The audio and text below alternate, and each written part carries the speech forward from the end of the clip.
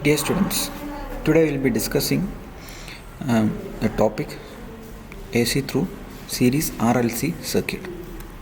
So, in the previous sessions, we have already seen how a purely resistive circuit, purely inductive circuit, as well as purely capacitive circuit behaves when an AC source is being applied.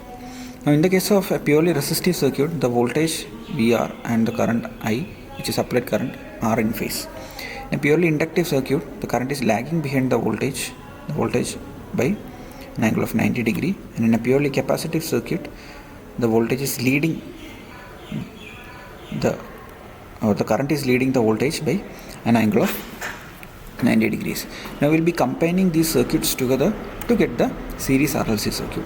So here we have R, L and C which are connected in series across the source, which is given by Vm sin omega t. Now capital V and capital I are the RMS values of applied voltage and applied current respectively. VR is the voltage across the resistance, VL is the voltage across the inductance, and VC is the voltage across the capacitance, or these are the voltage drops. Now these are given by IR, IXL and IXC respectively. Now coming to the phasor diagram or the vector form, since this is a series circuit, the current through these elements are same, so we can assume the current to be the reference vector. Now the voltage VR will be in phase with I, the VC will be lagging behind I by 90 degree, and VL will be leading the current by 90 degree. So this is a resultant vector that you get when you combine all the three elements together. So from this, what you will get? So we have two cases here. The case 1 where your VL is greater than VC, and case 2 where your VL is less than VC, the magnitudes. So in the first case, if your magnitude of VL is greater than VC, you will be getting VL minus VC in this form. So this is VL, this is VC, so this is VL minus VC. So the resultant value will be V, which is the applied voltage. Now you can clearly identify that phase angle phi is the angle between the applied voltage and the applied current. So from this, your applied current I is lagging behind the applied voltage by an angle of phi. Now in case 2, your magnitude of VL is less than magnitude of VC.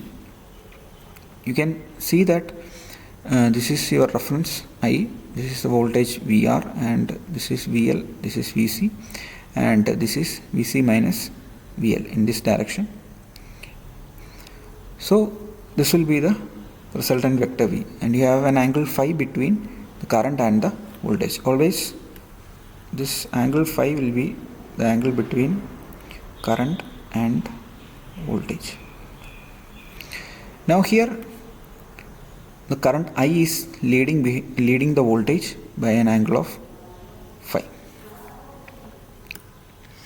Now from the voltage triangle, you can easily express the applied voltage V equal to root of VR square plus VL minus VC the whole square, which can be further simplified as I into root of R square plus XL minus XC the whole square, which is equal to I into Z, where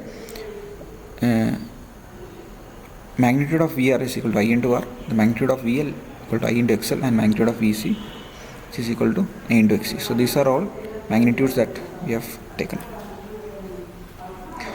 Now from this, you can see that your Z will be equal to R square plus XL minus XC the whole square. So from this you can arrive at this impedance triangle, which is comprising of R, XL, XC and Z. And from this also you can easily calculate the value of phi, which can be written as tan inverse of XL minus XC by R. So once you get the value of phi, you can calculate cos phi also. Now from the impedance triangle also you can arrive at the phi. So you have JXL here, this is minus JXC, so the resultant will be J into XL minus XC. Here you have the resistance and the equivalent value of impedance, which is resultant of the resistive and reactive components. Now from the phi that you have obtained, you can calculate cos phi, which is the power factor of the circuit. So cos phi can be calculated as R by Z, which is given by R by root of R square plus XL minus XC the whole square. Now the range of power factor will be between 0 and 1, The nature of power factor will vary. We have two types of power factors, which is a lagging power factor or the leading power factor. You'll have a lagging power factor when your circuit is predominantly inductive in nature, or your magnitude of XL is greater than magnitude of XC. Similarly, you'll have a leading power factor when your circuit is predominantly capacitive in nature. So you'll have lagging power factor and leading power factor. The magnitudes of the power factor will be between 0 and 1. You have to always indicate the nature of the power factor as lagging or leading. Now coming to the case of power in a series RLC circuit. We already calculated the power for series RL and RC circuits. So this is just an extension of what the results that we have obtained there. So the power is generally given by VI cos phi in a single phase circuit. Now you have three cases depending on the type of circuit that you have. First case, we will be considering the circuit as purely resistive, where your reactive elements are absent. Your XL is equal to XC, so XL minus XC will be 0. So you have a purely resistive circuit. Your power factor will be 1 and power will be equal to VI. You will have a second case where your circuit is predominantly inductive in nature, or your XL is greater than XC. So in such a case, you will have a lagging power factor and your power is given by VI cos phi. Now how will you get the same result in a series RLC circuit? You must be remembering that we have derived the power like this, that is V is equal to Vm sin omega t, and I is given by Im sin omega t minus phi. Okay, since it is a lagging power factor, the current will be lagging behind the voltage by an angle of phi. So from this you can arrive at this result. Average power will be given by VI cos phi. Similarly, the next case where your circuit is predominantly capacitive in nature. So remember, this is a circuit where circuit is predominantly